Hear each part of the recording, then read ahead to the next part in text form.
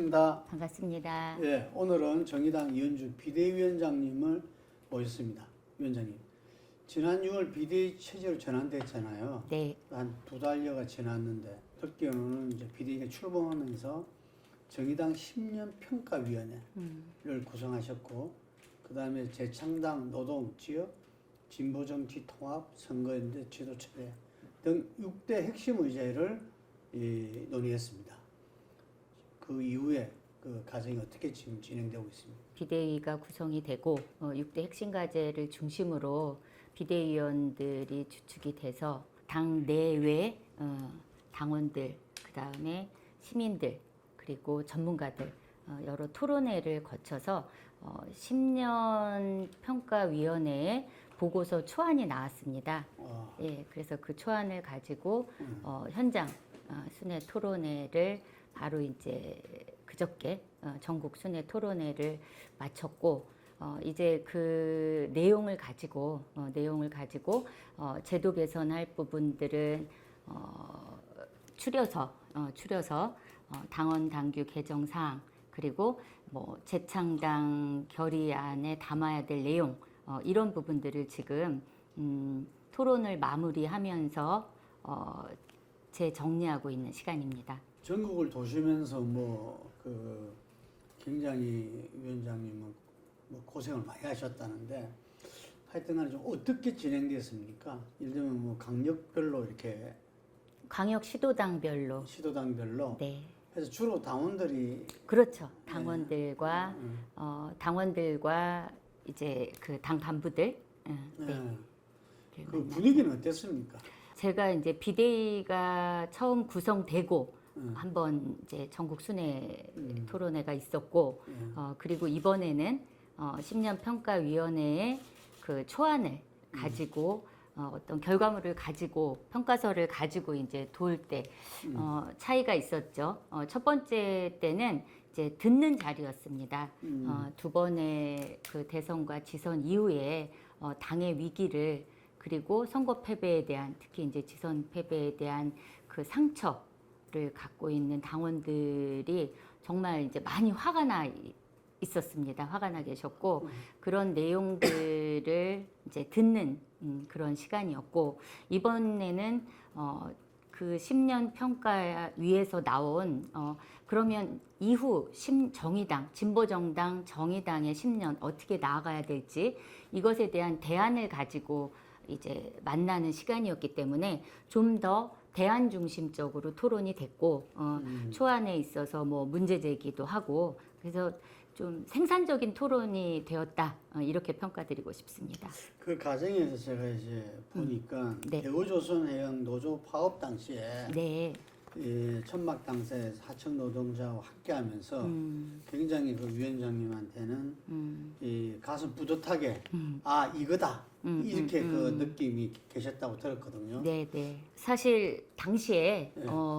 공권력 투입이 임박했다. 그렇죠. 그래서 그 유채한 지회장과 도크에서 결박하고 스스로 농성하고 있는 분들의 안위가 너무나 걱정이 됐고, 그래서 바로 밤차를 타고 내려갔습니다.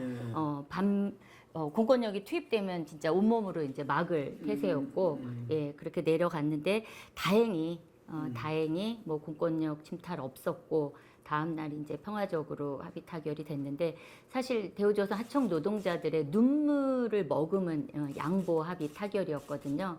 예, 그래서 다시 한번 우리 진보 정당이 힘을 갖고 제 역할을 하지 않으면 이 땅에 가장 열악하고 소외되고 탄압받는 그런 시민들이 갈 곳이 없어지는구나, 저런 극한 투쟁을 하게 되는구나, 그런 것들을 좀 느꼈고요.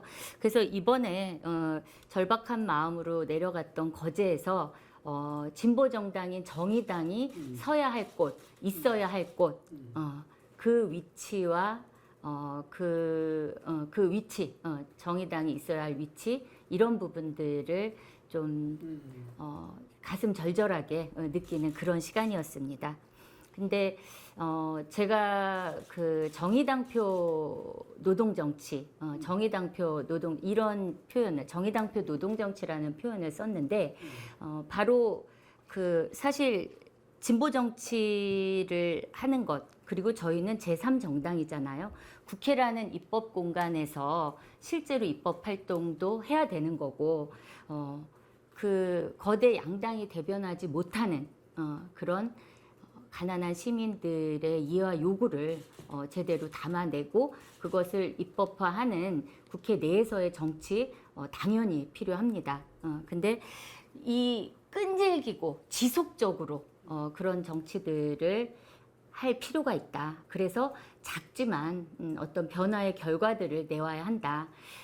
그걸 또 느꼈던 게 이번에 우리 그 수해 그러니까 침수 서울 지역 침수로 신림동의 반지하에서 네 발달장애 언니와 네 우리 서비스 연맹의 활동 간부인데요. 그리고 딸 이렇게 가족이 수해에 이제 안타깝게 운명을 달리했는데 사실 2020년에 저희 정의당에서 그 주거 대책을 마련해야 되는 특위를 꾸렸습니다.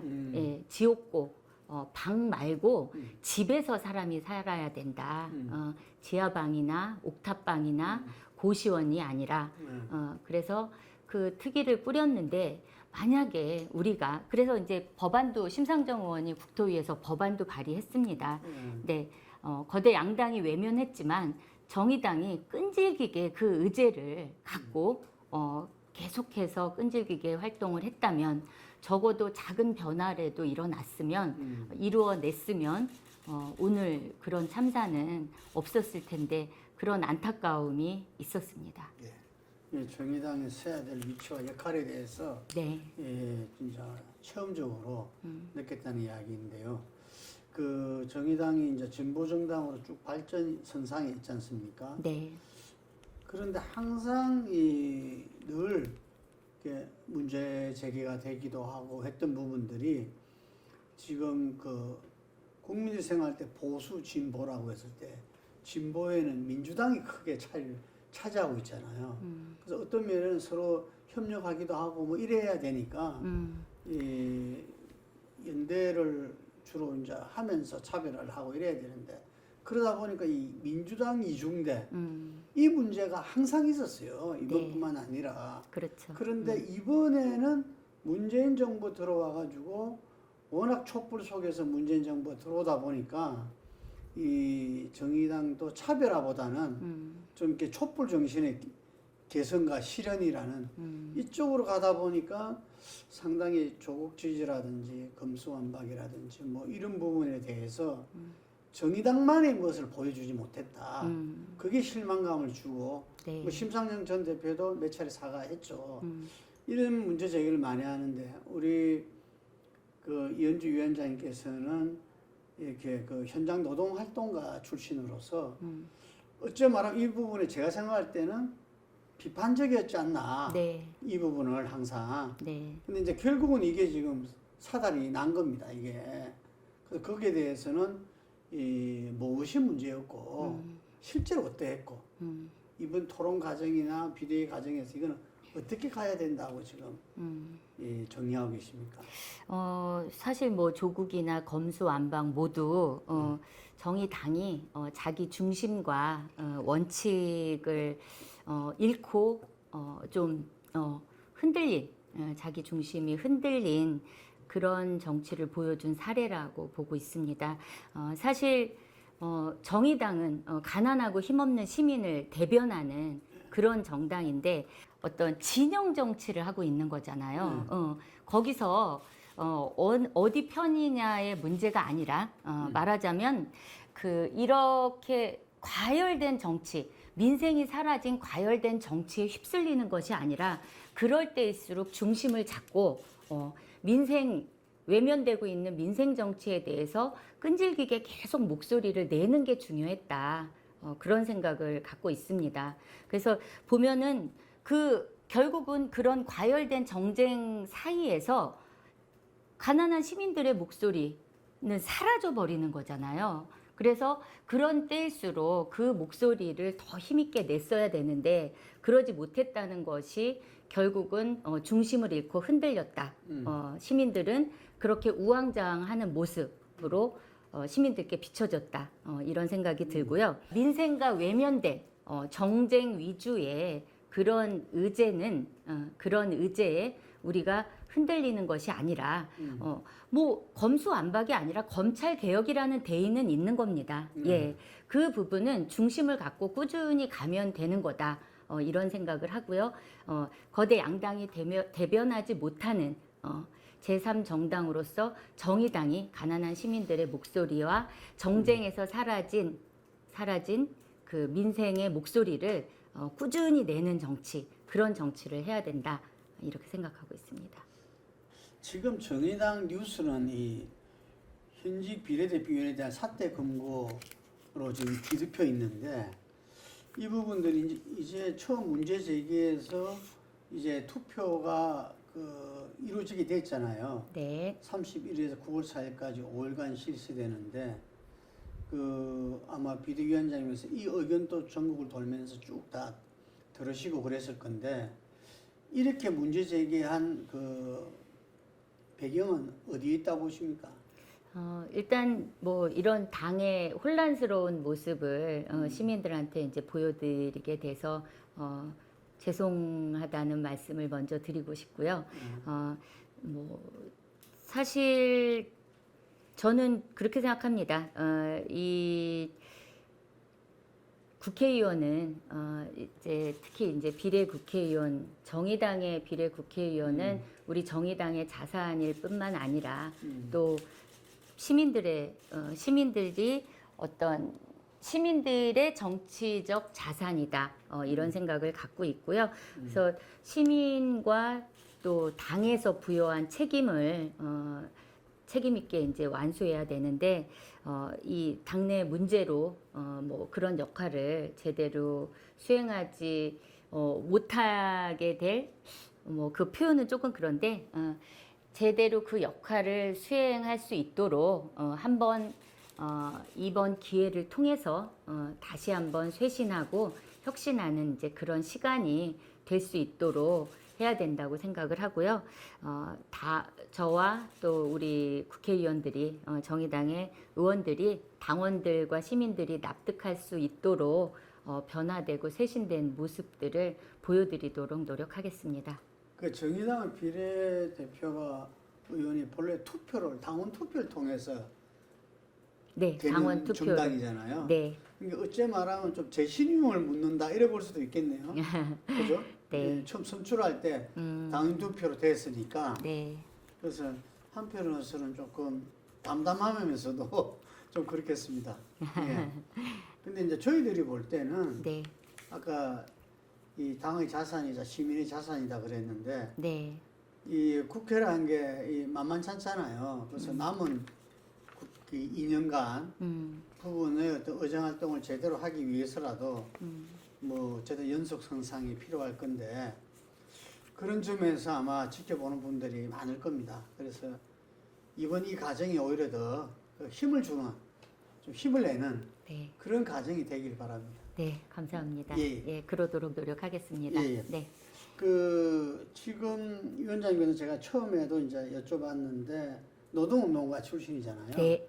정의당의 진보정당이 노동이 없다 이런 비판을 좀 많이 받아왔어요. 네. 그래서 지금 노동, 서민 등 일하는 사람을 대변하는 중심으로 이제 초심으로 돌아가야 된다. 네. 뭐 이런 이야기인데 우리 좀 따끔하게 우리 노동운동가 출신으로서 정의당이 노동 부분에 부족했던 부분들을 한번 짚어주신다면.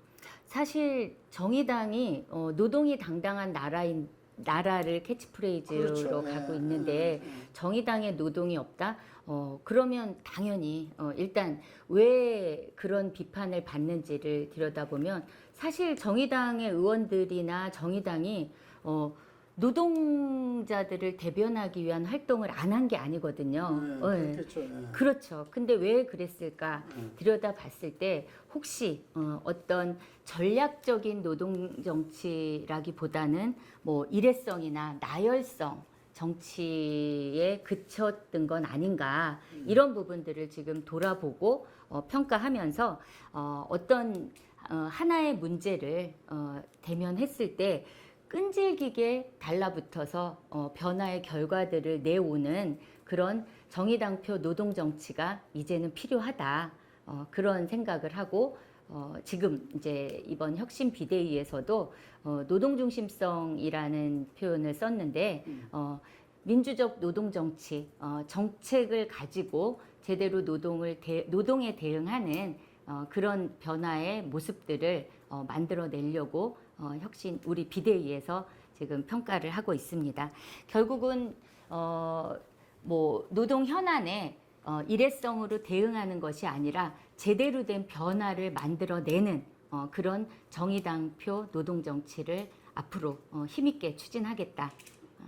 그 위원장께서는 19조를 통해서 이렇게 노동운동의 변화를 이렇게 그 요구를 쭉 해왔던 분도 비대위원으로 모시고 했잖아요. 그렇죠. 예. 근데 이 이야기를 한번 던져봅니다. 뭐냐면은 지금 정규직 그 노조에 조직화되어 있는 부분 한 20%에 국한되고 나머지는 지금 비정규직이다, 프리랜서다 엄청나게 많지 않습니까? 그렇죠. 그래서 일각에서는 우리가 복지국가 가기 위해서는 사회적 대타협이 필수적인데 사회적 대타협은 노사 간에 이루어지지 않으면 안 되는 건데 이게 지금 이제 노동을 대변하는 부분이 양노총은 너무 20%밖에 안 되고 그 조직화된 노동자만 대변한다. 그 수많은 노동자들이 있다는 이야기죠. 그래서 그 부분들을 함께 묶어내면서 자본과 이렇게 협상을 할 수 있는 그런 제도적 틀이 만들어내야 된다. 이런 요구가 있거든요. 네. 일단 먼저 뭐 좀 더 민주노총이나 한국노총이 그 조직 노동만 대변한다라고 보는 건 오해입니다. 그래요? 네. 예. 왜냐하면 부족한 면이 있을 수 있겠지만 실제로 민주노총, 한국노총 다 5인 미만 사업장의 노동권 보장이나 비정규직 노동자 권익 보호에 가장 적극적으로 나서고 그런 사업들을 많이 하고 있습니다. 그렇습니까? 예. 그럼요. 예. 그래서 단지 이 부분을 사회 연대 전략 차원에서 네. 그리고 그런 오해가 왜 시민들이 그런 오해를 하는 거면 그런 오해가 나오지 않도록 적극적으로 좀 더 뭐 홍보도 하고 그리고 그런 사업들에 대해서 더 방점을 찍는 그런 모습들이 필요할 것 같고요. 오해라는 거는 분명히 말씀을 드립니다. 그리고 지금 안 그래도 그런 불안정한 노동들, 특고, 프리랜서, 하청 노동자들의 문제, 이제 이 흘러내리는 노동은 점점 노동에서 가장 주류가 되고 있거든요. 네. 그 노동을 제대로 대변해야 된다는 것, 그리고 그런 것을 어떤 이제 사회연대 차원에서 이런 부분들이 제대로 이루어지도록 그것은 진보정당, 정의당이 해야 될 일이라고 생각하고요. 예, 그래서 사실 지난 대선에서 저희 정의당은 뭐 그 연금 개혁 문제나 그리고 노동 내의 이중 구조와 격차의 문제 이런 부분들도 대단히 용기 있게 그 시민들한테 이 문제도 해결해야 된다라고 이야기를 했습니다. 정의당은 이런 문제를 피하지 않고 적극적으로 시민들한테 설득하고 대안을 마련해내고 또 이런 사회적 대타협을 이루어내는 어떤 견인차 역할을 하도록 하겠습니다. 네, 잘 알겠습니다. 네. 지난번에 대우조선해야 네. 그 부분 봤을 때 손배소가 엄청나더라고요. 그렇죠. 그거 보니까 뭐 전부 다 잠이 안 오겠던데 그분들은. 네. 그래서 이제 노란 봉투법을 네. 갖다가 위원장님께서 줄곧 이제 그런데 아직까지 이게 계류됐다 없어지고 막 그랬던 모양인데요. 네. 그 한편에서는 노동법원이 신설돼야 된다. 노동이 완전 전문 영역인데 그거 잘 알지도 못하는 판사 한 명이 하는 게 지금 가정법원도 있고 뭐 그렇잖아요. 뭐 그런 이야기도 있습니다. 그래서 이 노란 봉투법과에 대해서 좀 소개와 노동법원 신설에 대해서는 어떻게 생각하시는지 궁금합니다. 사실 윤석열 정부 출범 이후에 규제 완화 뭐 이렇게 얘기하면서 중대재해처벌법도 완화시키려고 하고 예. 주 52시간제를 흔드는 여러 이야기들이 나오고 있습니다. 결국 노동 퇴보로 가고 있는데요. 사실 노란봉투법, 헌법이 보장하고 있는 노동자의 기본권, 파업권을 원칙적으로 강압하고 탄압하는 그런 법안입니다.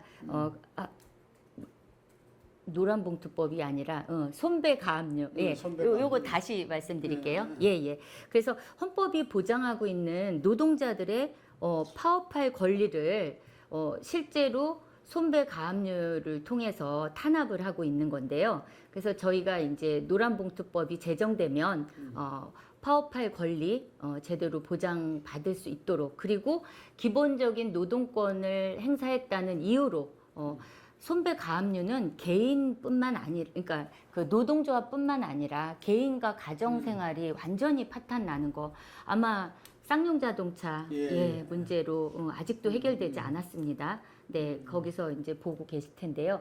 그래서 올해는 반드시 노란봉투법이 제정이 돼서 더 이상 노동자의 기본권 행사로 삶이 위태로워지는 그런 일들이 생기지 않도록 그렇게 후반기에, 정의당이 후반기에 핵심 그 입법 과제로 추진할 예정입니다. 노동법원 신설에 대해서는 노동법원 신설에 대해서는 사실 이 부분은 저희가 이제 고민은 안 아직까지. 했었는데, 네, 한번 고민해 보도록 전문가들이 그런 이야기 하겠습니다. 많이 하더라고요. 요거는 한번 고민을 해보겠습니다.